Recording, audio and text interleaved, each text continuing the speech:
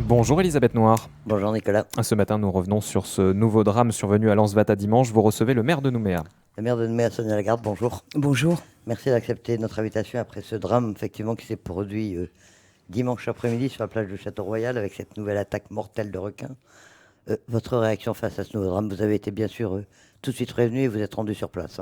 Oui, bien sûr, mais moi je suis consterné comme tout le monde par rapport à ces attaques qui sont de plus en plus fréquentes. Donc voilà, moi j'essaie de prendre tous les moyens qui sont en ma possession pour essayer d'éviter ces drames, mais comment faire?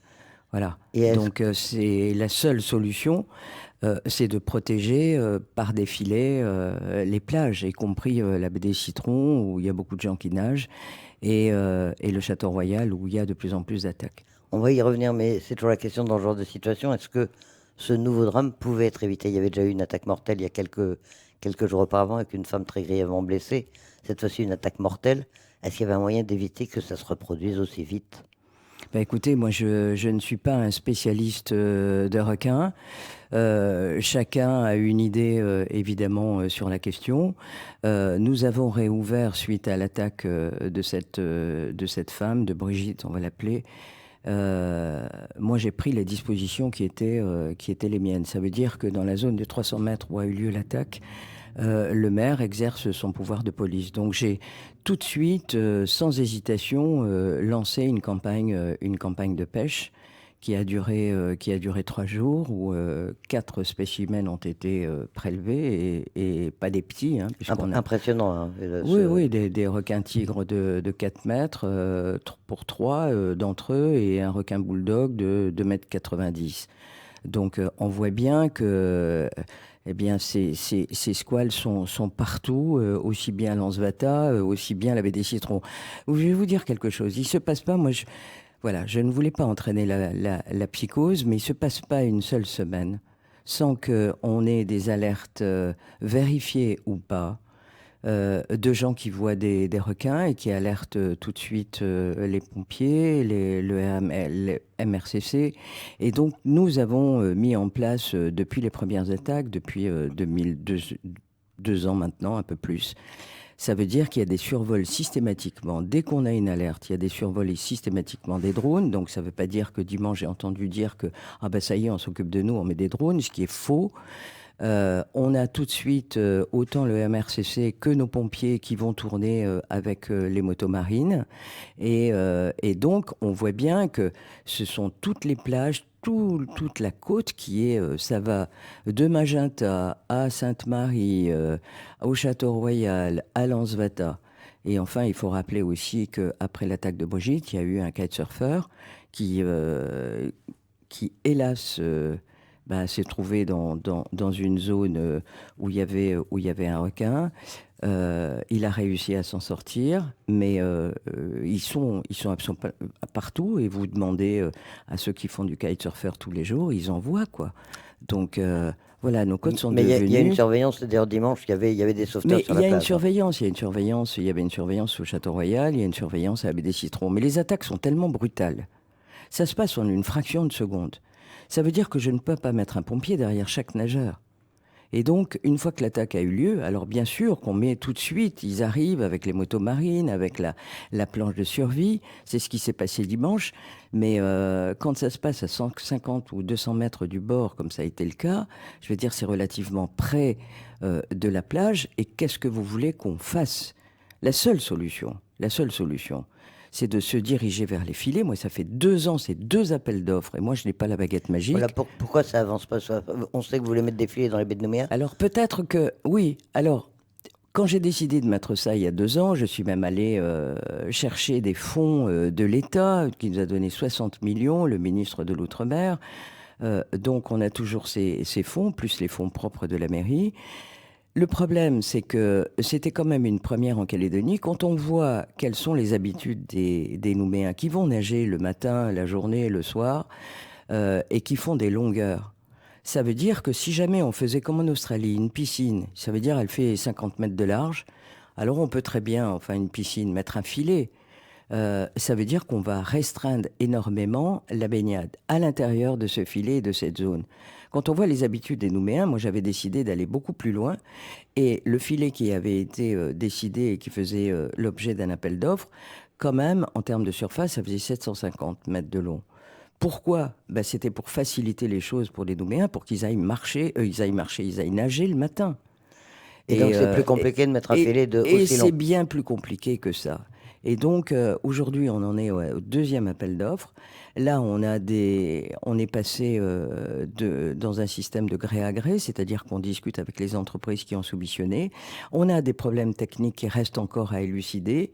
Et si on n'y arrive pas, on a jusqu'à vendredi de cette semaine pour discuter. Eh bien, moi, j'ai demandé à mes services des solutions alternatives. Ça veut dire qu'on va réduire la voilure. Alors, qu'est-ce qui est possible comme solution alternative? Qu'est-ce qu'on peut faire? C'est une zone de baignade très restreinte. Alors, plus restreinte, évidemment. Alors, il existe d'autres formules et j'espère que les entreprises vont soumissionner si tant est qu'on a un nouvel appel d'offres, si ce deuxième n'est pas satisfaisant.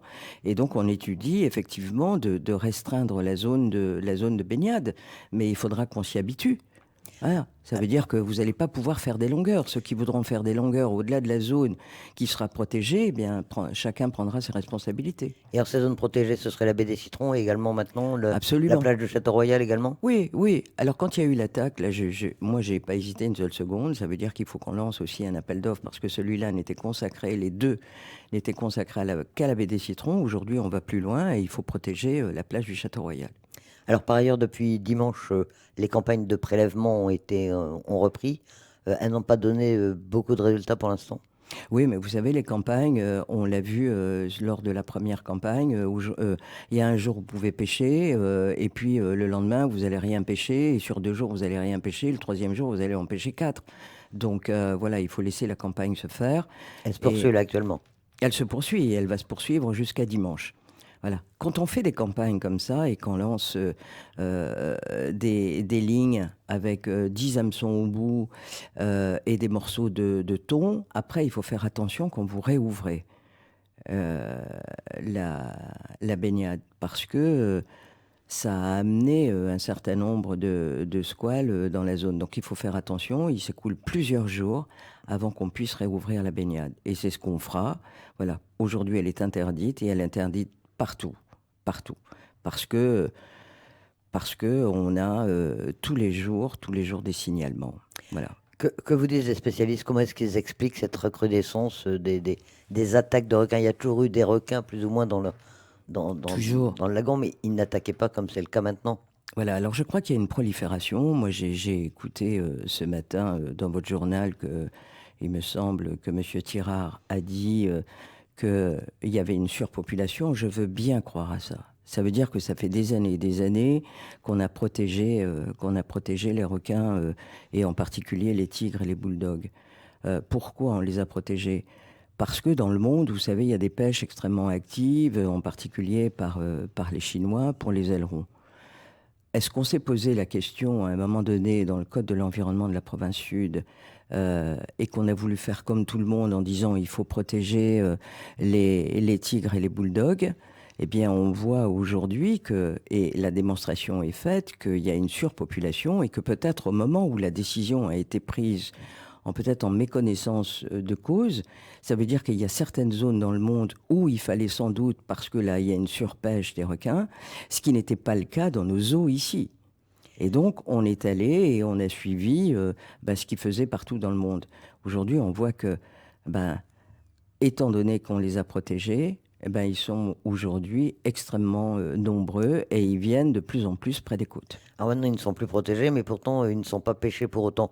Vous encouragez les Calédoniens à pêcher les requins? Mais écoutez, les Calédoniens ont toujours pêché les requins. Enfin, je veux dire, ici, on est dans un pays où on est tourné vers la mer et vers le lagon. Et c'est un scoop pour personne que, effectivement, des pêcheurs, il leur arrivait de prendre des requins. Voilà, avant on avait aussi les bijoutiers qui faisaient des pendentifs avec les dents de requin, donc on voit bien qu'ils étaient pêchés. Moi, aujourd'hui, la province sud et la présidente de la province a pris une décision courageuse de déprotéger à la fois les tigres et les bulldogs. Donc la pêche, ça veut dire déprotéger, ça veut dire que la pêche est ouverte. Et là, il faut insister là-dessus parce que des protégés, peut-être qu'il y a beaucoup de gens qui n'ont pas compris qu'ils ne pouvaient pas les pêcher. Alors oui, on peut les pêcher. Voilà. Le problème, Sauf que c'est le problème, c'est que une fois que vous avez pêché un requin qui fait 4 mètres, il faut pouvoir le mettre sur votre bateau et qu'est-ce que vous en faites? Alors aujourd'hui, c'est vrai qu'ils sont aujourd'hui ceux qui sont pêchés, ben on va les mettre très loin dans le Grand Bleu de façon à ce que ça n'attire pas d'autres squales, puisque vous savez bien qu'ils se mangent entre eux, hein, et en particulier les tigres. Alors, il y a quand même des gens qui sont opposés encore aujourd'hui au filet anti-requin, voire à la pêche ou à la chasse des requins. Vous les entendez, s'expriment auprès de vous, ils protestent contre ces campagnes de prélèvement qui sont menées? Oui, vous Ou est-ce savez, qu'ils sont un peu plus discrets aujourd'hui? non mais chacun a un avis sur tout. Ça, il faut le dire aussi. Ça veut dire quoi? Ça veut dire que les profilés et les anti-filés, c'est-à-dire les pour et les contre, on n'arrivera jamais, jamais à les mettre d'accord. C'est comme ceux qui vous disent, c'est une tuerie aujourd'hui que vous organisez. Si on fait un micro-trottoir, voilà, la psychose étant là, et à juste titre d'ailleurs, ça veut dire qu'aujourd'hui, les gens attendent vraiment qu'on aille les protéger. Moi, c'est mon rôle de maire de le faire. Et je n'ai pas attendu. Je suis devant des appels d'offres avec des systèmes qui n'ont pas fait leurs preuves. Et donc, moi, je suis face aujourd'hui à une difficulté, mais je vais persister. Et donc, on n'arrivera jamais à les mettre d'accord. Donc, à un moment donné, eh bien, on prend des décisions. Et oui, je vais mettre des filets. Voilà. Vous comprenez, j'imagine, la psychose qui se développe un peu aujourd'hui sur sur les plages de Nouméa. Vous la partagez vous-même? Vous avez peur qu'il Et y ait moi, comme ça que ça se... je la partage complètement. Et moi, je suis désolé, mais je suis quelqu'un qui ne va pas se baigner. Vous savez, j'ai été traumatisé il y a très longtemps en regardant Les Dents de la Mer. Ça m'a calmé. Mais voilà, je comprends aujourd'hui que la psychose se soit installée et je comprends que les gens ont envie d'être plus sereins quand ils vont se baigner. Et ça, c'est tout à fait normal. Alors après, vous savez, on trouve tout un tas de prétextes. Là, j'ai entendu dire, ah ben oui, mais c'est les travaux à Lansvata, c'est à cause de ça qu'il y a des requins. Il y en a d'autres qui vous disent, ah ben oui, mais c'est parce qu'il y a des lumières au roof qui éclairent l'eau le soir et c'est pour ça qu'on a des requins. Les attaques aujourd'hui, et quand vous lisez un petit peu ce qui se passe dans le monde par rapport aux requins-tigres en particulier, qui sont des vrais prédateurs et qu'on appelle les poubelles de la mer, qui mangent tout, eh bien, quand on lit voilà, les revues scientifiques, on vous dit, ah mais ce sont des prédateurs qui n'attaquent que le soir. Là, aujourd'hui, je suis désolé, mais les attaques, elles ont eu lieu la journée, elles n'ont pas eu lieu la nuit. Donc, voilà, je crois qu'à un moment donné, il faut arrêter d'écouter. La seule solution, c'est de les pêcher. Je suis désolé, parce que j'ai entendu... moi, je préfère aussi, comme l'avait dit il y a quelques jours Sonia Backes, je préfère l'homme au requin. Voilà, donc il faut prendre les dispositions. Alors là, c'est un peu tôt, l'attaque a eu lieu dimanche. Euh, Quand est-ce que vous envisagez et dans quelles dispositions vous serez pour envisager la réouverture des plages, des activités nautiques à Nouméa? Alors là, les activités nautiques et la baignade sont interdites jusqu'à dimanche, puisqu'il y a une campagne de pêche jusqu'à dimanche soir. Et ensuite, il faudra attendre avant de réouvrir 3 ou 4 jours. Donc, ce sera sans doute en milieu de semaine prochaine. Avec des dispositions particulières, avec une surveillance accrue ou... Oui, mais enfin, vous savez, je vous l'ai dit tout à l'heure, les attaques sont tellement rapides. Ça dure une fraction de seconde. Donc, après, il faut faire attention, parce qu'en plus, on a un problème, c'est que ces squales, ils viennent très très proches du bord. On en a vu à 3 mètres, 4 mètres du bord. Donc, qu'est-ce qu'on fait? Qu'est-ce qu'on fait? Est-ce qu'on continue à aller nager ou est-ce que, on lâche un peu prise et puis on attend quelque temps avant l'installation de ces filets qui, je le répète, ne pourront pas être installés avant la fin de l'année puisqu'on va relancer à nouveau un appel d'offres. Donc tout ça est extrêmement compliqué. Moi, je n'ai pas la baguette magique, mais je suis triste de voir ça. Et quand en plus on a un pays qui est tellement tourné vers la mer que voilà. Et aujourd'hui on se distingue dans le monde, donc vous comprenez que cette publicité qui est faite n'est pas des meilleures pour la Nouvelle-Calédonie. Et je compatis pour toutes les victimes parce qu'on a des victimes aujourd'hui qui sortent de ça extrêmement mutilés, extrêmement mutilés. Et des victimes qui sont décédées. Et malheureusement, on n'est pas à l'abri d'un autre phénomène, parce que moi, je vous le dis, je ne peux pas mettre des bateaux de surveillance en permanence sur les eaux. Je ne peux pas mettre un pompier sur l'eau toute la journée à surveiller. Parce que un pompier avec une motomarine ou 2 pompiers avec des motomarines, ils vont être à un endroit de la baie des Citrons, par exemple, ou de l'Anse-Vata ou du Château-Royal, alors qu'il va y avoir une attaque qui va se faire 100 mètres plus loin. Donc il faut aussi comprendre ça. Moi, si les Nouméens ont des solutions miracles, je prends. Mais je n'en ai pas. Et en attendant que l'aboutissement des appels d'offres pour lancer l'installation des filets anti-requins dans les baies de Nouméa. Eh ben, écoutez, l'appel d'offres suit son cours. Nous avons jusqu'à vendredi pour discuter avec les entreprises parce qu'on a un certain nombre de problèmes techniques et des appels d'offres qui consistent à installer des filets dont on n'a aucune vue pour l'instant de l'efficacité, en tout cas, de ce qu'ils auraient produire, puisqu'on a des choses nouvelles qui arrivent. Et mes services, j'ai une réunion avec eux tout à l'heure pour essayer de trouver des solutions alternatives, je vous l'ai dit, c'est-à-dire de rétrécir le champ de protection. Voilà, c'est tout ce qu'on peut aujourd'hui faire. Et puis s'il y en a qui veulent pêcher des requins, eh bien qu'ils aillent les pêcher. Et moi, j'avais dit déjà la dernière fois que j'allais engager, je l'avais dit à la DSCGR, je l'avais dit à la province, parce que moi, je suis compétente dans la bande des 300 mètres. Au-delà de la bande des 300 mètres, je ne suis pas compétente, c'est une compétence de la province sud. Donc aujourd'hui, on s'est mis d'accord avec la province, ça veut dire que cette campagne de pêche, elle va au-delà aussi des 300 mètres. Donc voilà, il va falloir poursuivre ces campagnes. Et moi, j'avais décidé de faire ces campagnes de prélèvement tous les 3 mois. Donc tous les 3 mois, dorénavant, en attendant qu'on ait cette protection par des barrières, on fait des filets, eh bien, il y aura des campagnes de pêche tous les 3 mois. Voilà. Pour protéger au mieux le lagon, Sonia. Mais oui, mais mon rôle, c'est aussi de protéger mes administrés. Et là, eh bien, moi, voilà, je suis à la fois triste et décontenancé. Voilà, je suis, comme tout le monde, en état de choc parce que voir ça, voilà, ça m'affecte. Merci dans ces conditions d'avoir accepté notre invitation, Madame le maire. Mais je vous en prie, merci à vous.